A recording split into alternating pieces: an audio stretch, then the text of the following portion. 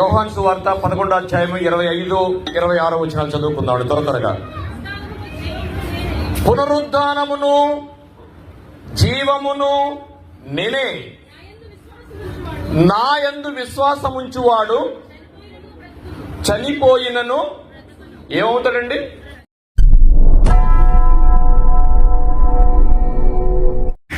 మరి అలాంటి విష్ణుబాబుగా ప్రభు పని చేయాలని తపన కలిగిన వారు బట్టి నేను దేవుని స్తుతిస్తున్నాను. హల్లెలూయా. మరి అలాంటి విష్ణుబాబుగా వసనవుడు గారు అంటున్నారు, నేను నిజంగా ఒక మీటింగ్ కోల్పోయాను అని బాధ కలిగాను, కానీ ఇప్పుడు మీరు నన్ను నా హృదయంలో ఉన్న మీటింగ్లో తీసుకెళ్తున్నారు అని సంబరపడ్డాడు. దేవునికి స్తోత్రం చెప్పాలి. హల్లెలూయా, హల్లెలూయా. మాత్రం మనసు అంగీకరించట్లేదు అన్నారు.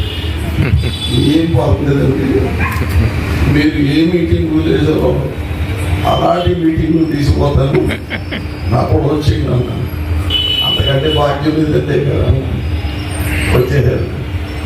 స్తోత్రం చెప్పాలి. హల్లెలూయా, హల్లెలూయా. యోహాను సువార్త 11వ అధ్యాయం 25, 26 వచనాలు చదువుకుందాం త్వరగా. పునరుద్ధానమును జీవమును నేనే, నా యందు విశ్వాసముంచువాడు చనిపోయినను ఏమవుతాడండి? చనిపోయిన తర్వాత సజీవుడు అవుతాడా? ఇది చాలా విచిత్రంగా ఉంటుంది కదా. అంటే యేసుప్రభువుని నమ్ముకుంటే మరణం ముగింపు కాదు, మరణం తర్వాత మరో బ్రతుకుందనేది రొటీన్గా వెళ్ళిపోతుంది. If it is correct or not.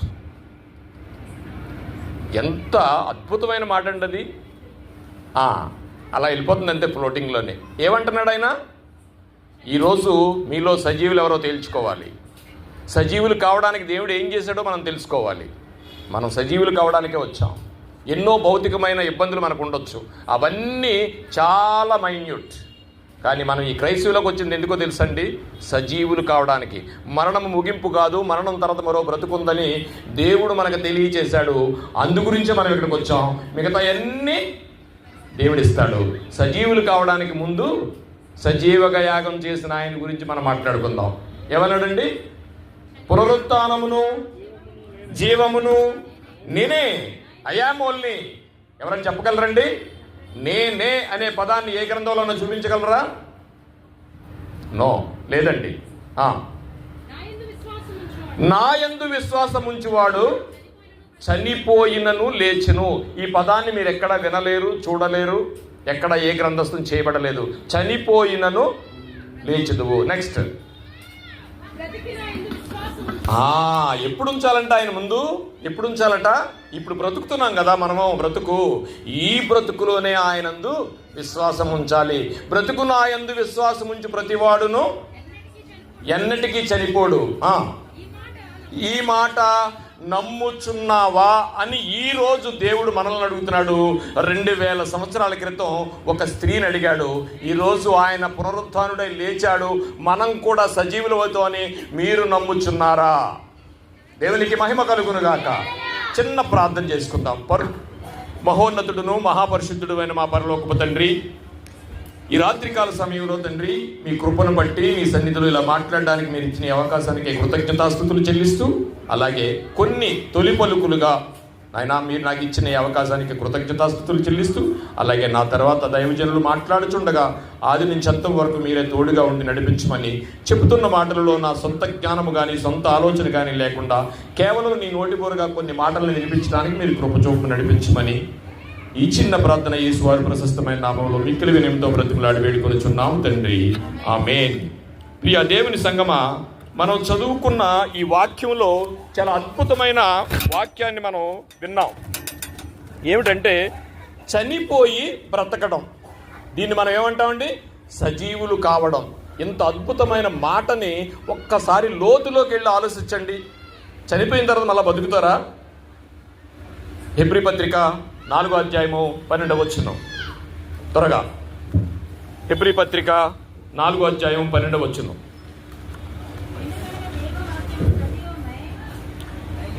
ఎందుకనగా ఎలా బ్రతుకుతారంటే, ఎందుకనగా దేవుని వాక్యము సజీవమై మరణించిన తర్వాత ఎలా బ్రతుకుతారు అని ఇక్కడ చాలా మందికి అనుమానం రావచ్చు.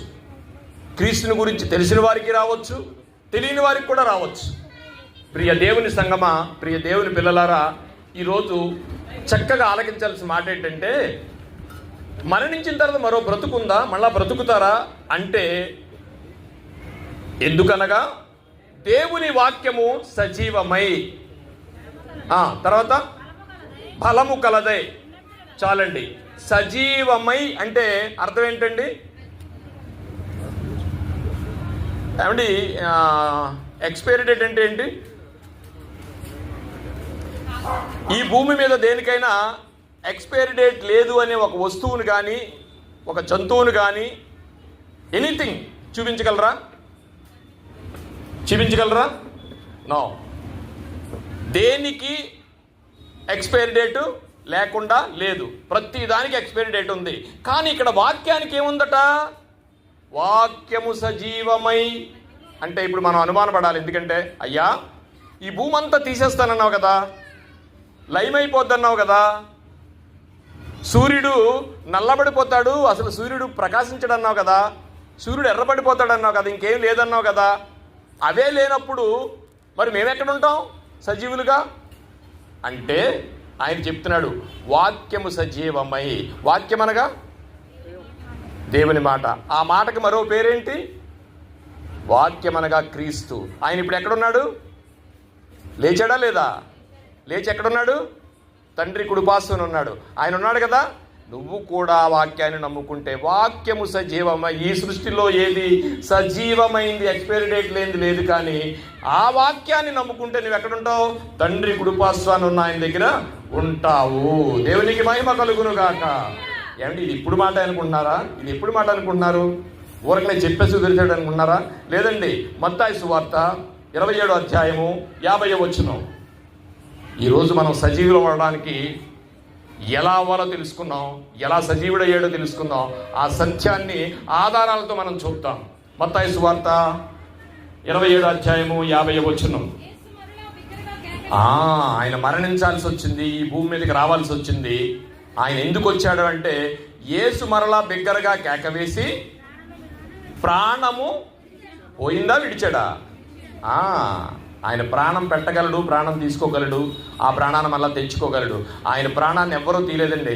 ఆయన ప్రాణాన్ని తండ్రి అయిన దేవుడికి ఆత్మను అప్పగించుకున్నాడే తప్ప ఆయన మరణం లేదండి. ప్రాణము విడిచెను. ఏమండి, మనం ఎవరిదన్నా ప్రాణం పోతే ఏమనుకుంటాం? ప్రాణం పోయిందంటామా, విడిచాడంటామా? నీ చేతిలో ఉందా విడవడానికి? నో. ఆయనకు మాత్రమే రాయబడిందండి. ప్రాణము విడిచెను. చదవండి. అప్పుడు దేవాలయము తెర పైనుండి క్రింది వరకు భూమి వణికెను, బండలు బద్దలాయను. ప్రపంచ చరిత్రలో అండి ఆయన మరణించిన రోజు భూకంపం వచ్చింది. ఇప్పటికీ కూడా అమెరికన్ జనరల్స్ రికార్డ్ అయింది ప్రియులారా అది, ఆయన మరణించినప్పుడు. ఎందుకంటే ఆ భూకంపం జరగడానికి వేరే కారణం ఉంది. ఇప్పుడు మనం దాని వరకు వెళ్ళలేం. కానీ తర్వాత చదువమ్మా. సమాధులు తెరవబడెను, నిద్రించిన అనేక మంది. ఏమండి, దేవుని నమ్మిన వారు, అప్పటికే మరణించిన వారు, ఎప్పుడైతే ఎందుకైతే ఆయన మరణించాలనుకున్నాడో, ఆయన మరణించిన వెంటనే 2000 సంవత్సరాల క్రితం యెరూషలేము పట్టణంలో గజ్జలు ఆడిపోయిందండి ప్రజానికం. ఎందుకంటే ఆయన మరణించిన తర్వాత పరిశుద్ధులు, చదవమ్మది, పరిశుద్ధులు శరీరములు లేచి. ఎందుకు అనుకుంటున్నారండి? యేసుప్రభు వెనక కనబడుతుంది ప్రపంచం అంతానే. ఇప్పటికే ప్రపంచ చరిత్ర 8,000 కోట్లకు దారితే 4,000 కోట్ల పైసలకి ఎందుకు క్రైస్తవులుగా మారారనుకున్నారు తెలుసునండి? ఆయన మరణించిన తర్వాత ఏమైతే చెప్పాడో అది యెరూషలేములో 2000 సంవత్సరాల క్రితం పరిశుద్ధులైన వాడు పైకి లేచి వచ్చి వాళ్ళకి కనిపించారండి. యెరూషలేము పట్టణం అంతా ఏమైంది తెలుసునండి? అల్లిపోయారండి. అండి వాళ్ళు వచ్చి కనిపించారనుకోండి, కనిపించారని ఎలా తెలుస్తుందండి? ఇప్పుడు మీ తాతగారు వచ్చారు బైక్ లేచి, నాకు తెలుస్తుందా? నో. అక్కడ ఏం జరిగింది తెలిసిన? వాళ్ళకి కనిపించారండి. క్లియర్గా చదవమ్మా మళ్ళీ ఒకసారి అది. వారు సమాధులలో నుండి బయటికి వచ్చి ఆయన లేచిన తరువాత ఏ యాగం అయితే చేయాలనుకున్నాడో ఆ యాగం కానిచ్చిన తర్వాత, శిలువలో మరణించిన తర్వాత, ఆయన ఆత్మను అప్పగించుకున్న తర్వాత ఆయన ఏమన్నాడో, ఆయన మరణించిన తర్వాత జరుగుతుంది చూడండి, సజీవులు ఎలా లేచారో. పరిశుద్ధ పట్టణములో ప్రవేశించి అనేకులకు అగుపడిరి. అనేకులకు అగుపడి అంటే ఎవరెవరికో కనిపెడితే వాళ్ళకి ఎవరో తెలుస్తుందండి? కాదండి. ఇందులో ఉన్న అంతరార్థం ఏంటంటే వాళ్ళకి కనిపించారు. వాళ్ళకి కనిపించాడు ఆయన. వాళ్ళ తాతగారు వచ్చి ఎవరు మనవడైతే ఆ తాతగారు వాళ్ళకి కనిపించాడు అనమాట. శతాధిపతియు. ఇప్పుడు చూడండి, ప్రపంచం క్రైస్తవం వెనక ఎందుకు పడుతుంది? ప్రపంచం క్రీస్తు వెనక ఎందుకు పడుతుంది అంటే ఇప్పుడు కాదండి, 2000 సంవత్సరాల క్రితమే ఏ రోమా ప్రభుత్వం అయితే, ఏ క్రైస్తవ విరోధులైతే క్రీస్తుని సిలువ వేసి మరణానికి చేసి చంపారో ఆ ప్రభుత్వం మాట్లాడుకుంటున్న మాటలు చూడండి. శతాధిపతియు అనగా సిలువ వేసిన వారును, యేసునకు కావలి ఉన్నవారును, భూకంపము చూసి మిక్కిలి భయపడి. ఎప్పుడంటే ఆయన మరణించిన తర్వాత అర్థమైంది ఆయన దేవుడని. నిజముగా ఈయన దేవుని కుమారుడని చెప్పుకున్నది, దేవునికి మహిమ కలుగునుగాక. చదవమ్మా. చాలండి. ఏమిటి? అప్పుడు అర్థమైందటండి వాళ్ళకి ఈయన దేవుడని. ఇది ఎప్పటిది? ఊరికనే యేసుప్రభు వారి మరణం కానీ, జననం కానీ, ఆయన యొక్క జీవితం కానీ ప్రవచనాత్మకమైనది ప్రియులారా, ప్రణాళికాబద్ధమైంది. ఎక్కడ ఒక ఇంచు కూడా మారదండి. ఎవరైతే ప్రవశించారో ఆ ప్రవశించిన ప్రకారం డేటులతో, కాలముతో, చక్కటి కొలతలతో ఆయన జరుగుతుందండి. యెషయా గ్రంథము 26వ అధ్యాయము 19వ వచనం. యెషయా గ్రంథము. ఎప్పుడండి? ఏమండి? ఈయన మరణిస్తారని, లేస్తారని, సజీవుడై లేస్తారని, ఆయన నమ్మిన వాళ్ళు సజీవులు అవుతారని ఎప్పుడు రాయబడింది అంటే యెషయా కాలం మనకు చూసుకుంటే 750 సంవత్సరాలకై క్రీస్తుకు పూర్వం యెషయా గారు ప్రవచించారండి ప్రభు అయిన క్రీస్తు వారి గురించి. ఏం ప్రవచించారు? మృతులైన నీ వారు బ్రతుకుదురు, నా వారి శవములు సజీవములగును. దేవుడు యెషయా గారి చేత రాయిస్తున్న ప్రవచనం ఏంటంటే, ఇదిగో యెషయా రాయి, నేను చెప్తున్నాను ఏంటి తెలిసిన? నీ వారి శవములు. ఏమన్నాడండి అక్కడ? నీ వారి శవములు అంటే ఆయన్ని నమ్మని వారి శవములు మనుషులు. నా వారి చదవండి. యెషయా, నీ వాళ్ళు ఉన్నారు కదా నమ్మకపోతే, వాళ్ళందరి శవములు సజీవులు అవ్వు, నా వారి శవములు సజీవములగును. ప్రతి దేవుని సంగమా, ఒక కాలం వస్తుంది ఎప్పుడైతే యేసుప్రభు వారు మరణించి ఆయన యాగాన్ని పూర్తి చేశాడో సమాధుల్లో ఉన్న వాళ్ళందరూ లెగిసి వచ్చారండి. అందుకని నమ్మాలి క్రైస్తవాన్ని. దేవునికి మహిమ కలుగును గాక. ఎప్పుడైతే లేచొచ్చారో ఆ లేచొచ్చినప్పుడు ప్రపంచం అంతా చూసింది, అందుకనే వెనకలబడుతుంది. ఇప్పుడు ఆ ప్రవచనం ఏంటంటే, యెషయా, మృతులైన నీ వారు బ్రతుకుదురు, నా వారి శవములు మాత్రమే సజీవములగును. అంటే ఒక కాలం వస్తుంది, ఆయన రాక వస్తుంది. ఆ రాకలో ప్రపంచంలో ఉన్న ఆదాము గారి దగ్గర నుంచి ఇప్పటి వరకు కూడా మరణించిన వారందరూ ఏం చేస్తారండి? లెగిస్తారండి. అది క్రీస్తుని నమ్మినా నమ్మకపోయినా, కులం, మతం, జాతి భేదం ఏమీ లేకుండా అందరు మనుషులు లెగిస్తారండి. అదే క్రైస్తవం. దేవునికి మహిమ కలుగును గాక. కానీ లేచిన తరువాత యెషయా, నీ వారి శవములు లేస్తాయ్యా, కానీ నా వారి శవములు మాత్రమే సజీవములగుతాయి అన్నాడు. ఎవరైతే క్రీస్తును నమ్ముతారో మళ్ళా సజీవులుగా వారు మారతారు. అదే క్రైస్తవం. దేవునికి మహిమ కలుగును గాక. మనం చదువున్నాం. మృతులైన నీ వారు బ్రతుకుదురు, నా వారి శవములు సజీవములగును. ఇప్పుడు వృద్ధాప్యంలో ఉన్నామో లేకపోతే ఎలా ఉన్నామో, ఎలా చనిపోతామో తెలియదు, కానీ మట్టిలోకి వెళ్ళిపోయారని అనుకుంటున్నారు కదా. ఇక లోకం అనుకుంటుంది మట్టిలోకి వెళ్ళిపోయాడు దేవుడని. కాదండి, మంటికి మార్చుచున్నాడు.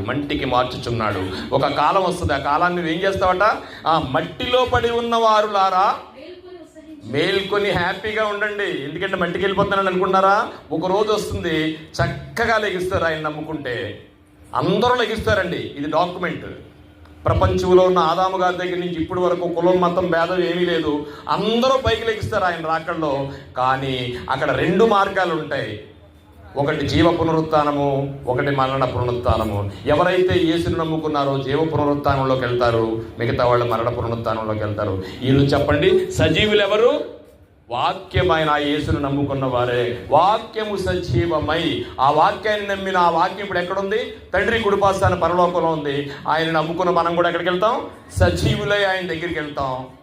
అప్పుడు యెషయా గారి చేత రాయించిన ప్రవచనమే 2000 సంవత్సరాల క్రితం జరిగింది ప్రియులరా. ఇది సత్యం, ఇది పక్కా కాంక్రీట్ డాక్యుమెంట్. ఆ వాక్యాన్ని మళ్ళీ చదివేమ్మా. మంటిలో పడి ఉన్న వారులారా మేల్కొని ఉత్సహించుడు. ఎవ్వరూ ఇబ్బంది పడక్కర్లా. మట్టిలోంచి మళ్ళీ లెగిస్తారు. ప్రతి మనిషి ఈ భూమి మీద, తెలుసో తెలీదో నాకు తెలియదు కానీ తెలియాల్సింది ఏంటంటే, ప్రతి మనిషి ఈ భూమి మీద చనిపోయిన వాళ్ళు పైకి లెగిస్తారు. అదే క్రైస్తవ్యం. మా చదువమ్మా. ఈ మంచు ప్రకాశమానమైన మంచు. ఏమండి, భూమి తనలోని ప్రేతలను సజీవులుగా చెయ్యును. మట్టికి ఉన్న అద్భుతమైన మాట ఏంటంటే, ఈ మట్టే ప్రపంచంలో ఉన్న సృష్టిని కలగజేసింది. కానీ దేవుడు మాత్రం తన స్వహస్తాలతో మనం చేసుకున్నాడు. కానీ మట్టిలోకి వెళ్ళిపోయిన తర్వాత మట్టి ఏం చేస్తుందో తెలిసినండి, అది ఆయన రాకడంలో మనల్ని ఏం చేస్తుందట? సజీవులుగా చేసి ఆయనకి అప్పగిస్తుందట. చదవమ్మది. భూమి తనలోని ప్రేతలను సజీవులుగా చేయును. చాలండి. ఏం చేస్తుందంటే భూమి సజీవులుగా చేసి రాబో ఆ వాక్యానికి మనల్ని అప్పగిస్తుందండి.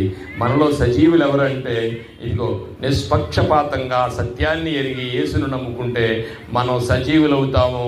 ఈ మాటలు విన్న మీరు మరణం గురించి ఏమాత్రం ఆలోచించక్కర్లేదు. లోకం అనుకుంటుంది మరణం ముగింపని, కానీ బైబిల్ చెప్తుంది మరణం తర్వాత మరో బ్రతుకుందని. ఎవరు సజీవులంటే, ఇదిగో క్రీస్తుని మీరు వాళ్ళందరూ సజీవులే. దేవునికి మహిమ కలుగును గాక. చిన్న ప్రార్థన చేసుకుందామండి. పరిశుద్ధుడా, ప్రేమగల తండ్రి, మహోన్నతుల, మీకు స్తోత్రాలు నాయన. గతించిన కాలం అంతట్లో మీ కృపలో పిల్లలందరినీ భద్రపరిచారు. ఇదిగో ఈరోజు నీ మాటలు వినడానికి, చెప్పడానికి మీరు ఇచ్చిన ఈ కృపకై కృతజ్ఞతాస్తుతులు చెల్లిస్తూ, విన్న మాటల్ని విడవకుండా నాయన వారు తలపోసుకుని నీకున్న వాక్యాన్ని నమ్మి సజీవులుగా మారడానికి మీరు కృప చూపి నడిపించమని ఈ చిన్న ప్రార్థన యేసువారి ప్రశస్తమైన నామంలో మిక్కిలి వినయంతో బ్రతుకులాడి వేడుకొనిచున్నాము తండ్రి. ఆమేన్. అందరికీ వందనాలమ్మా.